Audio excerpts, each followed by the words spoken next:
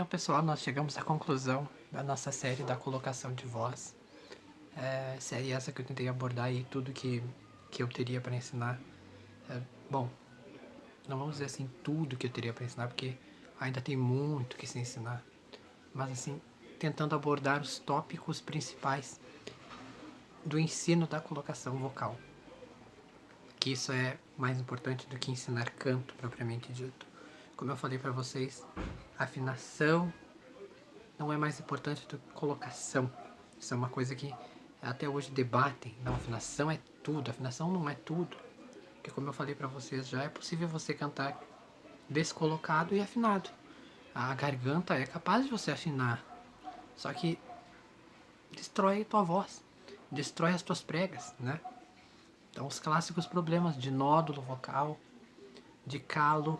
O que são os nódulos? Os nódulos são pequenas fendas.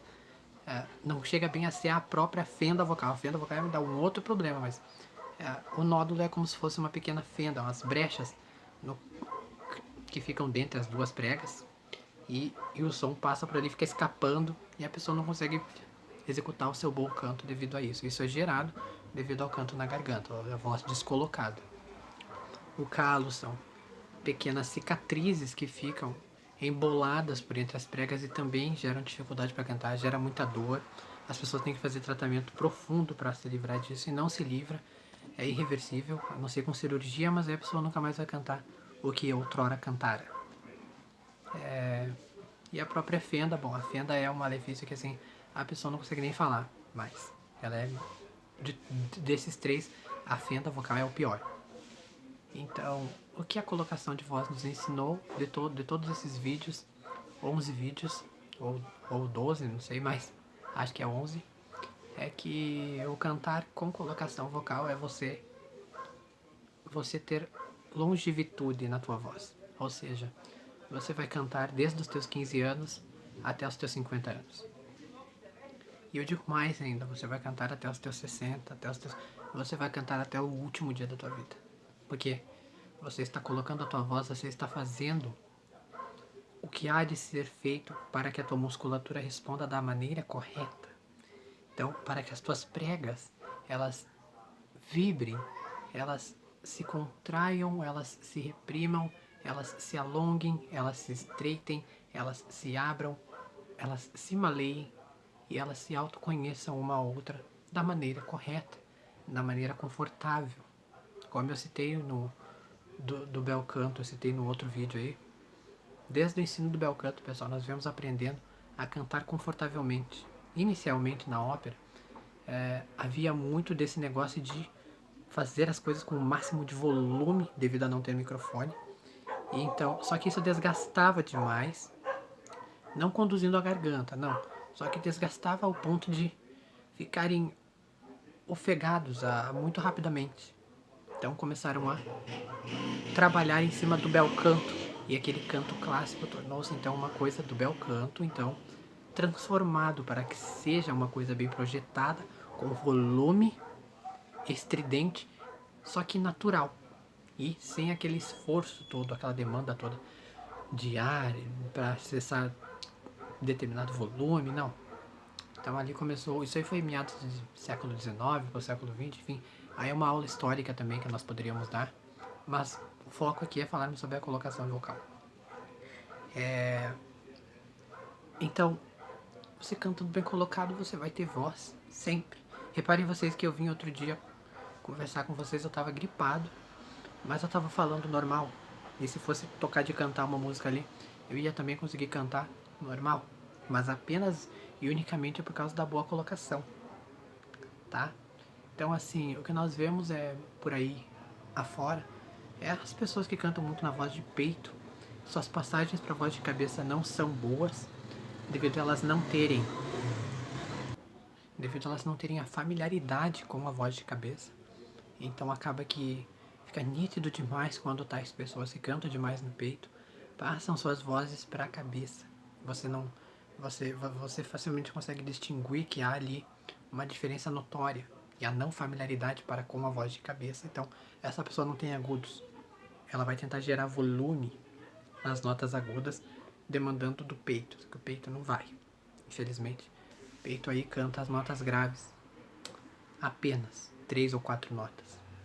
Então assim, pessoal, colocando sua voz na cabeça, o limite é o Dó 5, sabe? Assim, pra começar.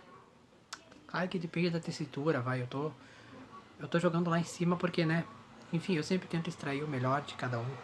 Seja aluno, seja amigo, seja conhecido. Qualquer pessoa que esteja aprendendo comigo, eu sempre tento extrair o melhor dela, mas eu tenho que, claro, respeitar o limite da tessitura de cada um. Se você é barítono, então, claro que o seu limite não vai ser lá no Dó 5, vai ser um pouco mais abaixo ali, mas vai que você desenvolve um whistle register aí uma hora e você canta lá pra cima também. Vai saber.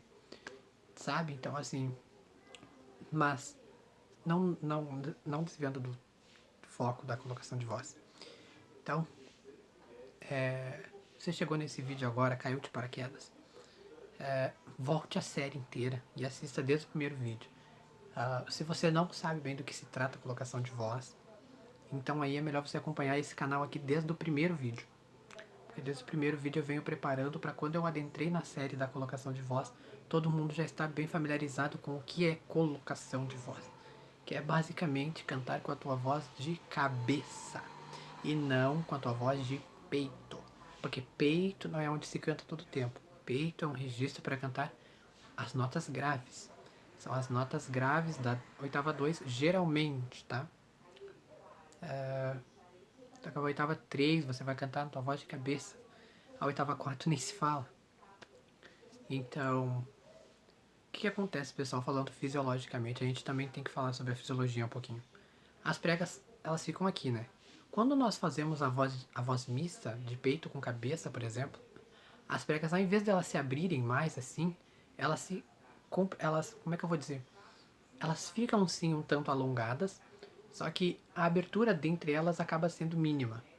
Isso é uma coisa semelhante à própria voz de cabeça. Só que não, porque a voz de cabeça dá-lhes um fluxo maior de ar.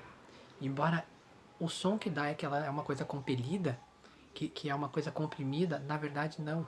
Na verdade, internamente as pregas deixam um espaço muito, como é que eu vou dizer? Deixam um espaço muito amplo para a passagem desse ar. É por isso que sente-se quando você ouve alguém cantando na voz de cabeça. Lá, lá, lá, lá, lá. La la la la la la la la la la la la la. Sente-se que você sente como que se a voz dessa pessoa ela estivesse flutuando, você sente como que se a voz dessa pessoa ela estivesse pairando por sobre as notas, sabe? A leveza. A leveza dá-se por causa desse espaço dentro das pregas. Aqui estão as pregas, elas ficam assim. Quando você fala, elas vão contraindo, elas vão se abrindo, elas vão, né? Fazendo determinados movimentos. Quando nessa voz de cabeça elas ficam assim. Então perceba que a passagem de ar ela vai gerar um som mais compelido, só que a passagem ela é ampla. E isso não gera tensão nas pregas. Cantar na garganta. Cantar na garganta fecha as pregas e a reverberação e a ressonância fica toda aqui, trancada. Então é como se você se auto-enforcasse, gerando uma vibração sonora e uma ressonância toda aqui. E depois gerando os problemas. Quem é que sofre com isso? As pregas vocais. Porque tudo passa por ali. E então, depois do dano que dá aqui embaixo, o dano chega nas pregas. Então perceba que é um problema de danificação duplo. Você, além de danificar ali o caminho do trato laríngeo, você também danifica as duas pregas. O canto na garganta. E o do peito é semelhante, porque o do peito é muito baixo e próximo da garganta também. Ficar cantando ali todo o tempo, facilmente a voz pode recuar e cair lá na garganta também. Por isso, da voz de cabeça, ou da tal da voz passiva, como se ensina por aí hoje em dia. É você colocar aqui a tua voz para frente, para o alto. Não precisa você falar o tempo inteiro assim. Não é necessário, mas que você saiba que quando você for cantar para fazer uma oitava 3, ou uma passagem para a oitava 4, o mais confortável e o mais indicado é você fazer por aqui. Ah, Daniel, mas essa voz ela não tem corpo, essa voz ela é muito fraca, ela parece que ela parece que não vai alcançar lá, mas ela alcança, pessoal, à medida que você for treinando, à medida que você for se conhecendo, à medida que você for exercitando a tua musculatura, fazendo com que ela se adeque para estas posições, para com este registro. Na verdade não é o registro, esta é a tua voz natural. Essa aqui na verdade é a minha voz natural. Ah, mas então por que eu estou falando assim? A minha voz aqui assim, ela ainda está colocada na voz de cabeça, porém, devido ao meu estudo aí de anos, eu já consigo fazer essa voz de cabeça mais firme, vamos dizer, mais encorpada. Mas ela tão pouco ela é uma voz de peito. Ai, a minha voz de peito ela está aqui, um pouco mais para baixo, bem mais relaxada e bem mais grave, é claro. Não devo ficar falando aqui todo o tempo, porque isso aqui está muito perto da garganta. Então eu devo colocar a minha voz, tal como eu fiz agora. Também poderia ficar falando aqui assim com vocês. Isso aqui não é falsete ainda, tá? Não é falsete ainda, isso aqui é uma voz de cabeça. O ar está passando aqui com uma abertura ampla por entre as pregas. A laringe está totalmente relaxada, não há vibração sonora nenhuma lá embaixo, nem no trato laríngeo. A rinofaringe ela está fazendo um trabalho de pré-vibração para emitir esse som totalmente para frente, sem nenhum tipo de tensionamento. Então tudo é trabalho de exercitar a musculatura, se autoconhecer, se acostumar e você domina. E você vai falar corretamente, você vai saber colocar a tua voz. Daniel, isso aí parece falsete. Não, esse aqui é o falsete, esse aqui é o falsete. Tá? Então, eles são próximos, eles se parecem, mas eles não são a mesma coisa. O falsete é um e a voz de cabeça é outra. A voz de cabeça é a tua voz natural. A voz de peito é um recurso dos graves. Falsete é o recurso da voz de cabeça para agudos. A mistura alta é uma mistura de voz de cabeça da ressonância para a potência sonora do falsete. Ou vice-versa, a potência sonora da voz de cabeça com o agudo do falsete. Interprete da maneira que você quiser. E a mistura do peito é uma mistura de projeção de peito com ressonância de cabeça. Tá bom? Eu espero que vocês tenham amado, adorado, aprendido nessa série de colocação de voz. Mais uma vez, se você caiu de paraquedas nessa série, volte desde o vídeo 1 e assista a sequência dos vídeos até chegar nesse, que é a conclusão, ok? Eu vou ficando por aqui e até o próximo vídeo. Espero que vocês tenham aprendido muito e sigam aprendendo cada dia mais.